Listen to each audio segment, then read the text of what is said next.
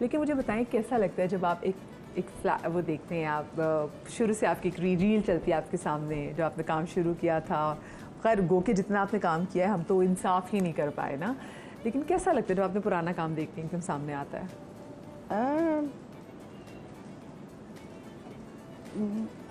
सच्ची बात है, मुझे अपना काम को इतना कोई ख़ास मैं कोई इतना ध्यान नहीं देती हूँ ना, मैं देखती हूँ अपना काम बस। ना करें, सच्ची बात, मुझे पता नहीं कोई थोड़ी सी एम्बैरेसमेंट होती है।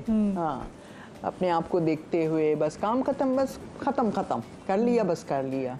तो कभी कोई अपना ड्रामा कोई आपने बैठ के उसको नहीं देखा? नॉट एट ऑल, मैं कभी भी नहीं कि यूट्यूब पे बैठ के यहाँ कहीं पे ड्रामा देखूँ, यहाँ पे अपना इंटरव्यू देखूँ। ये इंटरव्यू भी जो हो गया सो हो गया बस। कोई इसकी तलाश में नहीं रहूँगी कि मैंने क्या कहा क्या नहीं कहा। असल में मदिया जो बात आप करें बस दिल से बात करें, जेन्युइनली बात करें, जहाँ पे भी हो ना। बस जैसे हमारे सूफीज़म में कहते हैं कि यही है बस जो अभी है, आज का अभी का लम्हा। तो जो पावर ऑफ नाउ है ना, बस वो कर लिया पीछे मुड़ के आप ना देखें। इससे बहुत सारी चीज़ें जो है ना सवालात दिमाग में उठते हैं और आगे का भी ना सोचें, एंग्जाइटी आती है। तो बाकी क्या रह गया, आज का रह गया, प्रेजेंट है अल्लाह की तरफ से गिफ्ट। आप अच्छा हमेशा से आपकी यही सोच थी सकीना आपा? हमेशा से बिल्कुल शुरू से ही। With the passage of time इतनी आप में मैच्योरिटी आई? नहीं, आई थिंक बेसिक्स इंसान की जो फितरत होती है वो रहती है। जैसा इंसान, मुझे कोई कहता है बचपन से कि मुझे शौक था ड्रामों में काम करने का, मैं बिलीव करती हूँ। और मुझे कोई कहता है मुझे अपा मैं दुबई जाना चाहता हूँ, मैं कहती हूँ तुम चाहते हो तुम ज़रूर जाओगे। मौलाना रूमी का कोट है कि what you seek is seeking you. जो आप ढूंढ रहे हैं, जिसकी तलाश में, वो आपको ऑलरेडी यूनिवर्स में तलाश कर रहा है। बस एक मकाम आएगा, एक टाइम आता है, सब हर चीज़ टाइम की होती है। तो वो अब इतने सारे मैंने दिनों से कोई इंटरव्यू नहीं किए। अभी ये नूरे कहानी आना है तो मैंने कहा ये इतना इंसिस्ट कर रही है तो ज़रूर कोई। बिल्कुल भाई, और हम तो इंतज़ार कर रहे थे कि कब आप आएँ और कब फिर आपका इंटरव्यू करें। तो मुझे बताइए, ये जो आज आप सकीना समूह जिस मकाम पे पहुंची, कि आपने ये मकाम ढूंढ रही थी, आप इसको मैनिफेस्ट कर रही थी? बिल्कुल किया, बचपन से ही किया। मुझे बहुत सारी चीज़ें मुझे याद है, 7 शरीफ में आई वाज ग्रोइंग अप और आंगन में हम लोग सोते थे सहन में, तो वो तारों को देखना, यानी कोई और यूनिवर्स की जैसे तलाश थी, कुछ और था जो कि कॉलिंग होती है जैसे। तो जैसे कोई रेल की कोई या बस स्टॉप की कोई चीज़ होती तो मुझे ऐसा लगता था कि मुझे कहीं और जाना है। अब कहाँ जाना है ये नहीं पता होता था, लेकिन जाना है कहीं, किस जगह पे जाना है। और मुझे हमेशा से बचपन से मुझे ये बात याद है कि मैंने कभी, लड़कियां सोचती हैं कि बड़े होंगे, शादी होगी, एक प्रिंस चार्मिंग आएगा जो घोड़े पे आएगा और उसके बाल उड़ रहे होंगे और हैंडसम होगा, चार्मिंग होगा और ऐसा ससुराल होगा, वैसा होगा। ऐसी कोई सोच नहीं आती थी। क्या सोच आती थी मुझे, मैंने इंडिपेंडेंट बनना है। कभी सोचती थी टीचर बनूंगी, कभी सोचती थी सोशल वर्कर बनूंगी, क्योंकि मेरे दिल में बड़ी एम्पैथी है। तो मैं समझती हूँ अगर मैं एक्ट्रेस ना होती या जो भी आर्टिस्ट ना होती तो सोशल वर्कर होती। सकीना आपने कहा कि 7 में, तो आपका 7 से ताल्लुक है। 7 में आपका बचपना कैसा था? बहुत ही अच्छा, इतना फ्री स्पिरिट था जिसकी कोई हद नहीं। कोई डर नहीं, कोई खौफ नहीं, कोई वहाँ पे कोई रेसिज्म की, कोई इस तरह की कोई बात नहीं होती थी। सब इतना खुशी खुशी रहते थे। यानी कि मुझे याद है कि हम लोग जो ट्रांसजेंडर जो कहते हैं लोगों को, वो भी होते थे, तो उनसे हमारी बड़ी दोस्ती होती थी। आते थे लोगों के घरों में, शादियों में, मंगनियों में, बचपन उनके साथ गुजरा। तो ऐसी कोई सोच नहीं होती थी कि ये डिफरेंट है, ये कमाल की बात है, या कोई ये इसका मज़हब दूसरा है, हमारे से फ़िक्र दूसरा है। ये कभी सोच नहीं आती थी। ये कभी सोच नहीं आती थी कि इसकी ज़बान डिफरेंट है, मेरी ज़बान क्यों ऐसी है। हमारी स्कूल टीचर भी उर्दू स्पीकिंग होती थी, पंजाब से उनका ताल्लुक़ था, लेकिन कभी नहीं, बल्कि हम उनको एडमायर किया करते थे कि इतनी हसीन है मैं बड़े होकर ऐसी बनूंगी। ये इस तरह का बचपन जो है, मतलब कोई नेगेटिविटी नहीं और हर तरह से पॉजिटिव अप्रोच। बिल्कुल। आप अपने बहन भाइयों के वाले से मुझे बताएं कि आप माशा आपकी बहनें भी हैं, कितने बहन भाई हैं आप लोग? बहुत सारी बहनें हैं माशाल्लाह से। 6 बहनें मैं अक्सर गिनती हूँ तो मैं रह भी जाता है, लेकिन 6 बहनें हैं। भाई थे, दोनों का इंतकाल हो गया, अम्मा अब्बा के भी चले गए। अब बहनें सब कराची में सेटल्ड हैं, सब शादी हुई हुई, सबकी अपने अपने बच्चों के साथ अपने अपने घरों में सब खुश हैं, सेट हैं। आप सबसे बड़ी, सबसे छोटी? नहीं, मैं 5वें नंबर पर थी, तो 5वें अब नंबर पे। तीसरे नंबर पे, बहनों में तीसरे नंबर पे। यानी कि आप मिडिल चाइल्ड थी? जी जी जी। हाँ। अच्छा, ये जो मिडिल चाइल्ड के हवाले से बड़े जोक्स भी बनते हैं कि जिनको इतनी तवज्जो नहीं मिलती। क्या नहीं, आपको लगता है? नहीं, मैं बड़ी बचपन से डड्डी थी। हाँ, मैं मुझे अटेंशन लेना आता था। मैं अम्मा के जहाँ पे भी मेरी अम्मा काफ़ी मेरी डड्डी थी, काफ़ी डिग्निफाइड औरत थी। आई थिंक मैं अपनी माँ को बहुत एडमायर करती थी, जो कुछ भी हूँ मैं उनकी दुआओं से हूँ। लेकिन आई थिंक वो हमारे लिए बड़ा रोल मॉडल थी। Role model in the sense कि एजुकेशन इसमें नहीं, लेकिन डिग्निटी में, हाँ। कि डिग्निटी में इतने बच्चे उन्होंने, हालांकि उस ज़माने में 6-6 8-8 बच्चे, आजकल के तो तस्वुर नहीं कर सकते हैं। कोई 8 बच्चे, मैं और तुम या कोई और। जी जी। जब मुझे कोई कहीं जाते हैं कहते 6 बच्चे, मैं कहती 6 बच्चे, 8 बच्चे, खुदा का खौफ करो, पाकिस्तान की कमर तोड़ रहे हो इतने बच्चे पैदा करके। मुझे बहुत, यानी इतनी गुर्बत हो गई है सच्ची में। फिर ये बच्चे बड़े होते हैं, इनको पढ़ाओ लिखाओ, फिर इनकी शादियां करो, फिर इनके लिए पैसे जमा करो, इनकी शादी, यानी कोई मुसीबत है।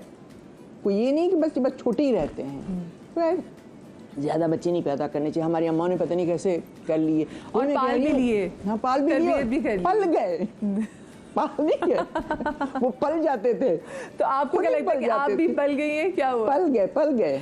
कि सकीना आप आई कैसे, पीटीवी एंटर कैसे हुई, फिल्म में कैसे आई? ये लंबी कहानी है, लेकिन इतना बड़ा वापस पीछे जाना पड़ता है मुझे। कोई पास्ट के बारे में, वही मैंने अभी बात कहा ना कि मैं इतना पास्ट के बारे में सोचती नहीं है। लेकिन फिर भी लेकिन मैं ये कहती हूँ कि मकसद आपका होना होता है। अल्लाह ताला वसीले बनाता है, फिर आपको तो पहुंचना है उस जगह पे, लेकिन वो राहें अल्लाह ताला ही निकालता है कि इस पॉइंट से इधर जाना होगा, फिर यहाँ से यूँ जाना होगा, फिर यूँ जाना होगा, फिर यूँ पीटीवी पे जाना होगा। तो इस तरह होता है। ऑडिशन याद है आपको अपना पहला? नहीं, ऑडिशन नहीं हुआ था। डायरेक्ट मंजूर भाई थे, मंजूर कुरैशी, उन्होंने इंट्रोड्यूस किया। उनकी जो सिस्टर इन लॉ थी हैदराबाद में, तो उन्होंने कहा कि नहीं, तुम्हें काम करना चाहिए, तुम्हें बड़ा शौक है, काम करना चाहिए। हम गए तो मंजूर भाई ने एक सेट, उनका ऑलरेडी ड्रामा चल रहा था। ये जो अभी क्लिप में दिखा रहे थे यूसुफ अली, वो उस ड्रामे के हीरो थे और बीना उनकी हीरोइन थी। और मुझे एक पार्टी में खड़ा कर दिया। आई वाज 16 ईयर्स ओल्ड, और मुझसे इज्तिमाई ना कहा जाए, इज्तिमाई पे आके मैं रुक जाऊँ। तो एनीवे बहुत अच्छा था। मंजूर भाई वॉज वेरी काइंड कि उन्होंने जो है मुझे एक ब्रेक दी और काफ़ी इनकरेज किया बच्चों की तरह। अल्लाह ताला उनको ज़िंदगी दे। सकीना, आपने तो पीटीवी का भी बूम देखा है, और आपने जब प्राइवेट चैनल्स आए फिर उनका भी, जिसको हम सो कॉल्ड बूम के, आपने वो भी देखा है। आपको दोनों में, काम में, स्क्रिप्ट में, ड्रामास में, मौजू में कितना फ़र्क लगता है? बहुत फ़र्क लगता है। वो यूँ लगता है कि ज़ाहिर ज़माना भी चेंज हो गया है, डिजिटल ज़माना आ गया है, आहिस्ता आहिस्ता इवॉल्व करते हैं हर चीज़। अगर आप इवॉल्व नहीं करेंगे, प्रोग्रेसिव लोग होते हैं, इवॉल्व करते हैं। तो आई थिंक हम इवॉल्व हो रहे हैं दुनिया के साथ, और चेंजेस आती हैं, आपको अडॉप्ट करनी पड़ती है। एक्सेप्टेंस जो होती है ना, वो आपको फ्री कर देती है कि आप एक्सेप्ट करें कि आज का ज़माना ऐसा ही है, कल से डिफरेंट। वो भी अच्छा था, ये अलग तरीके से है।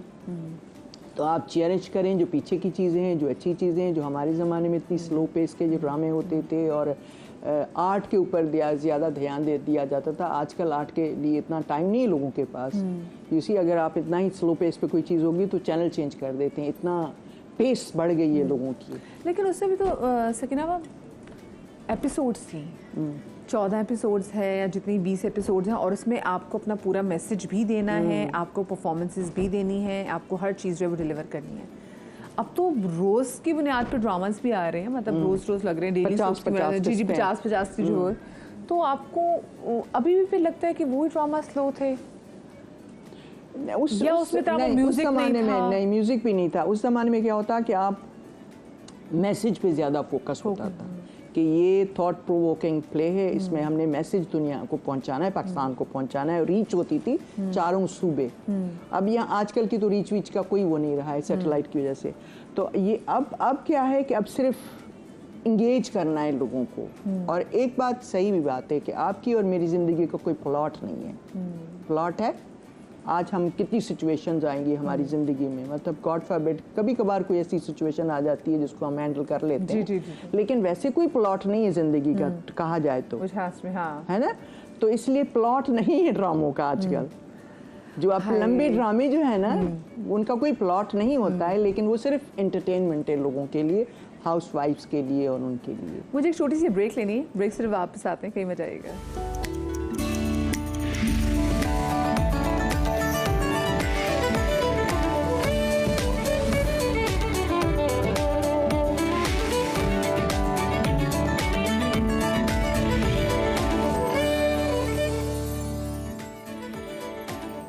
ब्रेक के बाद आपको एक बार फिर से खुशामदीद कहते हैं। सकीना समू साहिबा हमारे साथ मौजूद हैं। असफर जो है जिनकी आपने तस्वीर देखी, पैकेज देखकर आपको पता है कि आज ही कराची वालों पे, मेरे ख्याल से सिर्फ कराची वालों पे नहीं पूरे मुल्क में चल रहा है, क्योंकि आज जेलों भी है, जुलूस जगह जगह से बरामद हो रहे हैं और आप लोगों की सिक्योरिटी की वजह से मोबाइल जो कनेक्शंस हैं वो आज काम नहीं कर रहे। तो हमारे गेस्ट जो है वो रास्ते में कि गवाच गए, हम उनको ढूंढने की कोशिश करें, वो हमें ढूंढने की कोशिश करें।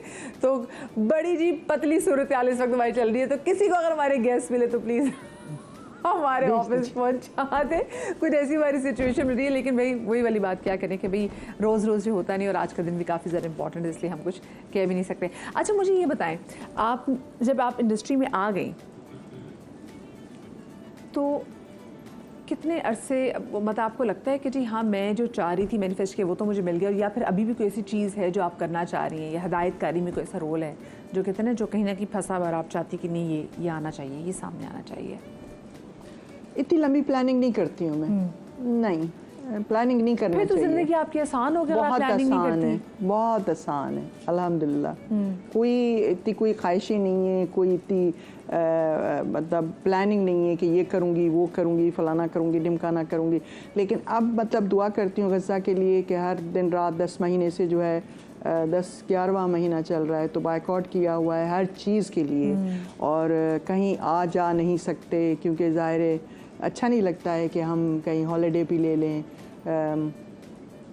टर्की चले जाएं या इधर चले जाएं। तो मैं कहती हूँ नहीं, लोगों के पास खाने के लिए नहीं है, छत नहीं है, हम हॉलिडे का सोच रहे हैं। मेरी बेटी कभी कभी ये चीज़ें कहती है कि दिल करता है इधर चली जाऊँ उधर। मैंने कहा नहीं बेटा, before you plan anything think of Gaza में क्या हो रहा है, क्या हाल है उनका।